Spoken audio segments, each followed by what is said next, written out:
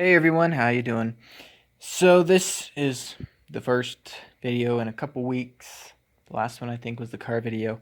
I've been wanting to do more of those, um,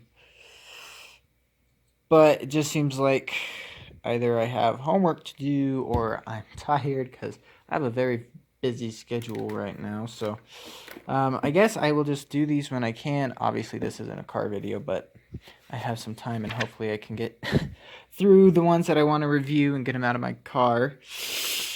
So starting with this is Marvel Comics Presents number 7. This has been a pretty cool series that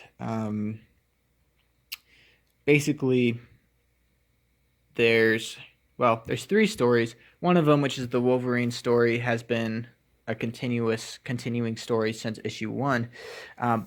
But then the other 2 are different each issue. So I think these come out every 2 weeks. So anyway, and they have different characters from the Marvel Universe. So you can, I guess, learn about different characters than you might read in your typical Marvel comic, or to explore a character more. So anyway, and the name, by the way, comes from an old, it was kind of like the newsletter of Marvel Comics, I think, called Marvel Comics Presents, but it is now the title of this book. So we always start off with the Wolverine story, and it's about him who's it's a story of him and then this family of sorceresses dating back to World War II, when German forces compelled a French sorceress to conjure a demon known as the Truth to be weaponized against the Allies. When Canadian soldiers attacked, she lost control of the demon, was mortally wounded. Logan was among the Canadian troops and intervened. So basically, as she's dying, she's able to banish the demon called the Truth. Then her daughter would take up the job of banishing it every 10 years. And then she was killed in the 70s. And then Logan and joined the X-Men, and they took on the Truth. But now, in the last issue, it was revealed that Logan had a daughter with Sylvie. So she's the granddaughter of the original sorceress Logan helped. So there's your backstory. I really liked how this opened. It opens in New York, September 2001, September 11th, 9/11. And when I totally wasn't expecting this when I turned the page, and so it took me like a split second to realize what it was, and then it just kind of hits you. So the thing with the demon is he can only come back every 10 years, and he chooses the worst place on Earth to come back, wherever that is. And so Logan is going to all these horrible places trying to find the truth, which is the name of the demon. So, of course, in September 2001, the worst place was New York.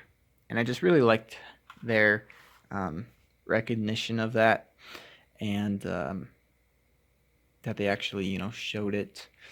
I thought that was very cool, because sometimes people don't really like to talk about 9/11, but it's an important part of our history now, and we should never forget.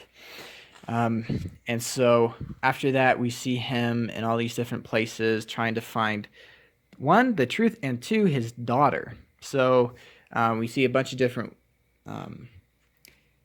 costumes and segments from Logan's story. So you see him in kind of his redneck cowboy attire. You see him getting shot up right here. You see him in the military there.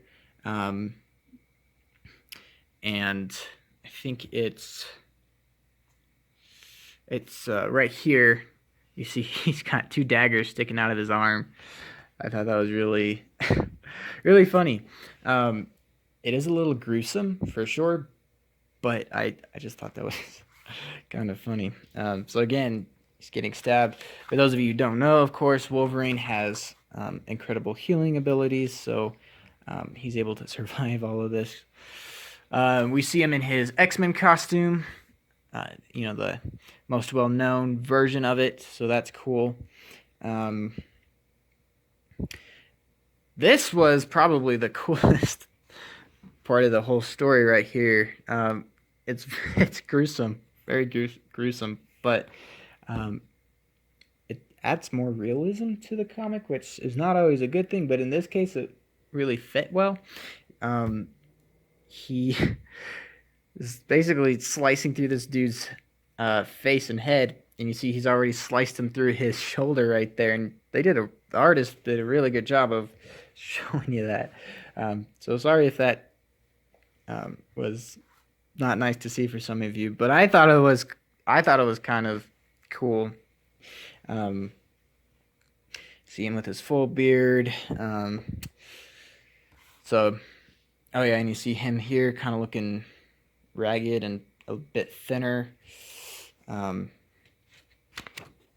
But yeah, so basically it was a whole montage of him looking for, this is the demon called the Truth, and this is his daughter, and her name, what is it? Rain, which I think in French means nothing. So, you see here she's got abilities from both her mom and her dad.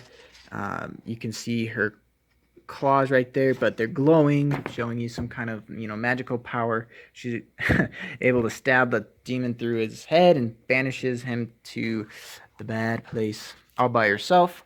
So very effective. She also has Wolverine's sense of smell, super sense of smell. So basically she's taken on the idea that she is nothing but a tool to accomplish the banishment of the demon. And so she's nobody's daughter. She is nobody's friend. She has no family because she is nothing. That's kind of why she calls herself Rain. And that's R-I-E-N. So, she kind of explains that all through here. And basically, Wolverine is like, do you think I would go hunting for you if you were nothing? And basically, in classic Wolverine style, is like, and more than I was looking for you, I was hunting the truth. So, if you think I was exclusively looking for you, you're definitely wrong. But he's like, let's find it and finish it together, and then we'll both be free. So that's where the story for this issue ends, and I think it wraps up in issue 8 or 9. So I don't know if they'll have another story that's continuous, but I thought this is a cool story. Has been a cool story from the beginning, and it's still a cool story to be following.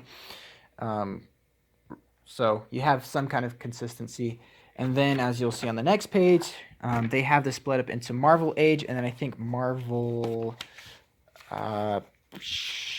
Spotlight. So those are the two stories that are different every week.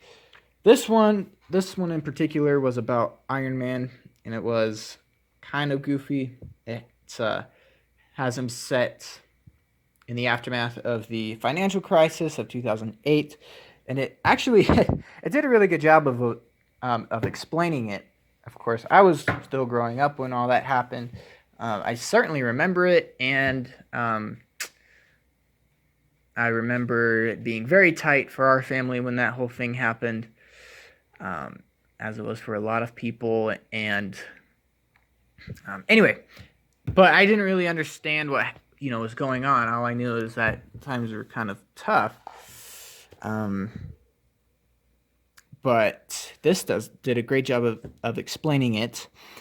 Basically, people with poor credit were issued subprime loans with higher interest rates, so they were unlikely to actually be able to pay them off given their circumstances. But many companies and banks invested in these subprime loans, which would continue making them money as long as housing prices stayed high. Unfortunately, when the prices came tumbling down, over 1 million homes went into foreclosure. I remember that. All kinds of empty homes, and our neighbors actually lost their house, I think. But anyway, despite this, a global recession well, the depression was a depression was avoided because of various bailouts, and laws were put into place to attempt it to stop it from ever happening again. But despite this, a global recession occurred, and many felt those responsible for the economic circumstances that caused the crisis were never held to account. So, Marvel Age is basically putting heroes in past situations that either haven't really been shown in Marvel Comics before, or they felt could be explored in more detail.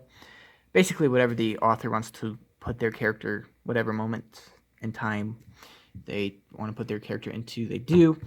And then it always gives a little backstory of that event, so you can understand what's happening. And it kind of helps with the whole, Marvel is the world right outside your window, with the heroes and villains rendered against the same historical cultural backdrops as their readers,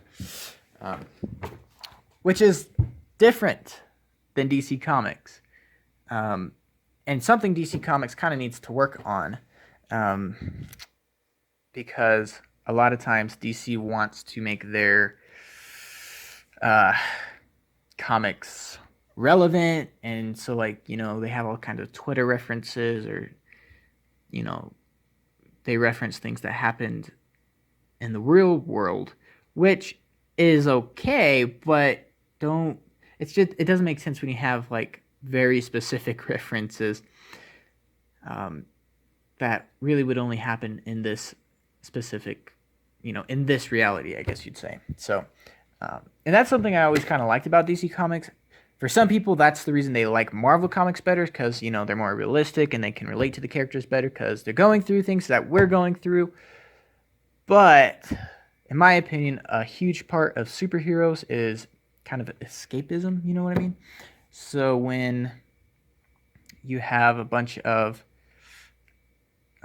heroes that are in a world that's completely different, it's a lot easier to believe in a man that can fly, and was flown here from a planet that was dying, and all the other stuff, which, yes, it's all sci-fi, it's all make-believe, but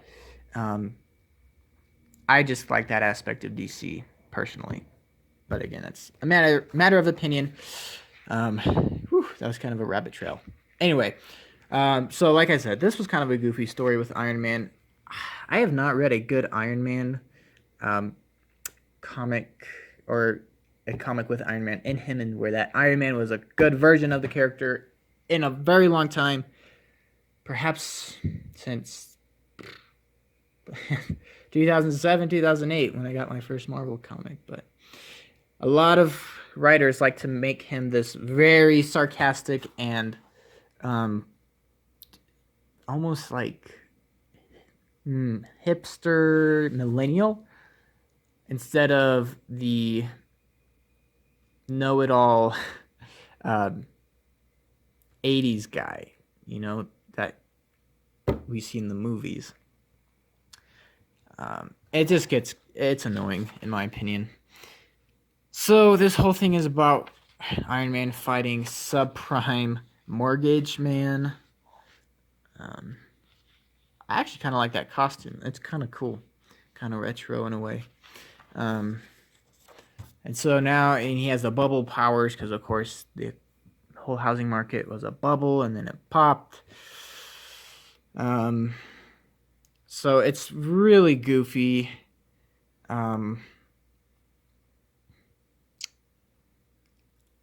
Yeah.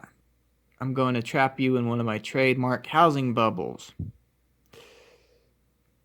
And then Iron Man says, "You may think you're going to profit from these bubbles, Subprime Mortgage Man, but unlike your countless other victims, I can both detect them and destroy them. Blah, blah, blah. I've made..." Then Subprime, whose plate says no money down, says, "I've already profited, Iron Man. I've made millions selling mortgages to people who can't afford them." Blah, blah, blah. Iron Man starts to drown, and then he wakes up, and it's a dream. It was all a really goofy dream. which when I was reading it, I was like, that has to be some kind of weird dream or something. There's no way they would actually make a character called Subprime Mortgage Man. But,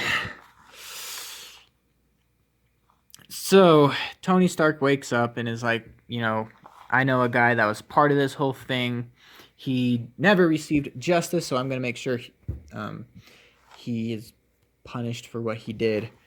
So he meets up with this guy who we see in a flashback offered Tony Stark the opportunity to be involved with this scheme, but of course Tony Stark was like, no, I'm out. So then Tony Stark tracks down this guy.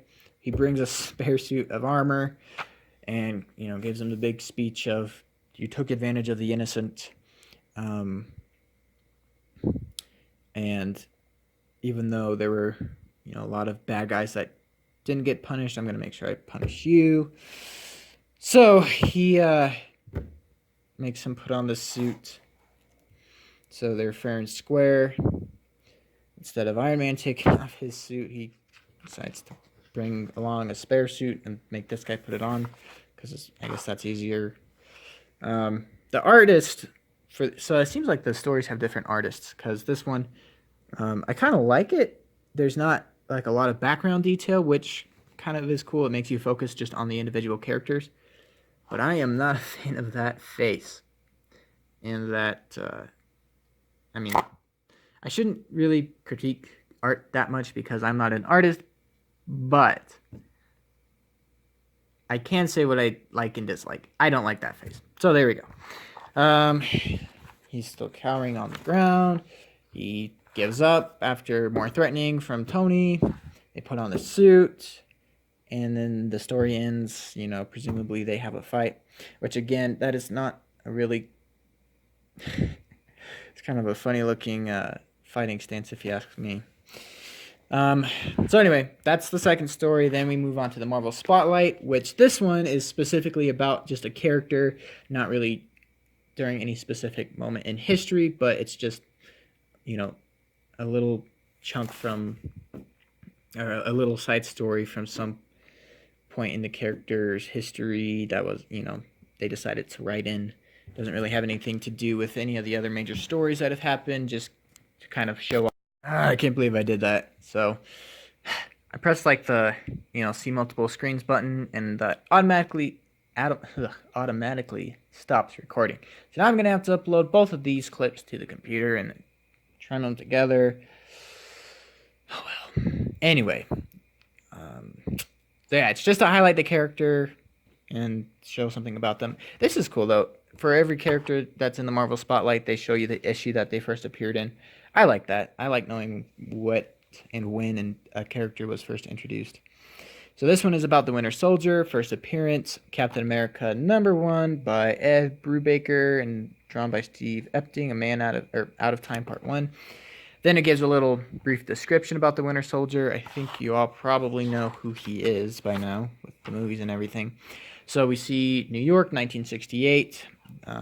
So I think at this point, Bucky's still brainwashed. He's chasing down this professor who's a Russian professor, but he is a double agent. So he's really on our side, the American side. So, of course, Bucky, an agent of the Russians, is going to track him down and make him pay, which means he's probably going to die. Anyway, the dude crashes into this pole, and, or I guess Winter Soldier crashes into the pole because he was speeding towards these kids, and somehow he still has a conscience, and so he screeches to avoid them. They're playing baseball in an abandoned lot, or they're playing in the street because the abandoned lot they usually play in has been squared off and condemned by the governor. So anyway, he hops the fence, goes in, finds the dude, and presumably kills him. And then you see him track down the governor, who lives in this super fancy house under the Brooklyn Bridge. I don't know. I don't know if anybody watches this channel from New York, but if you do, are there a bunch of mansions under the Brooklyn Bridge? I don't know. You tell me. Anywho, he breaks in, gets past the security, fights. He's got like a zoo of exotic animals and monsters. Beats them all, crashes into his bedroom while he's sleeping, whispers some inaudible words. The governor quickly draws up plans, and then we cut to now. I think Bucky has since been unbrainwashed. And so now the abandoned lot is now a baseball field. He sees kids there playing Little League. Then he walks past a cemetery where the dude that he killed is, and you see his widowed wife and his kids, who are now grown up and looks like his would-be grandchild.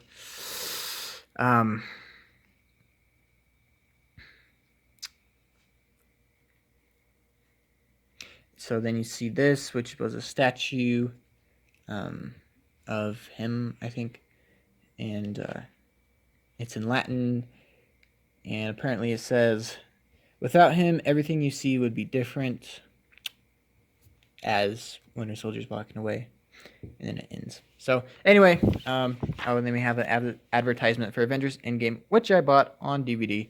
Actually, my brother got it for me for my birthday, but that is that. So I don't know how long that video ended up being, probably close to like 20 minutes. So if you watched all of that, thank you very much. I hope you enjoyed it. If you are not already buying this series, I highly recommend it. I don't think it's selling too well because Marvel doesn't really do a great job at advertising. They're good books. They spend all their advertising money on garbage books like Squirrel Girl, Captain Marvel, and basically the miniseries of the week, because Marvel is always coming out with some kind of new miniseries. I think right now it's probably the Powers of... I say Powers of X and House of X. Some people are like, no, it's Powers of 10, but I'm still saying X. Anyway, hope you all enjoyed. Thanks for watching, and hopefully I'll be able to upload more consistently. We'll see. Thanks for watching. Bye.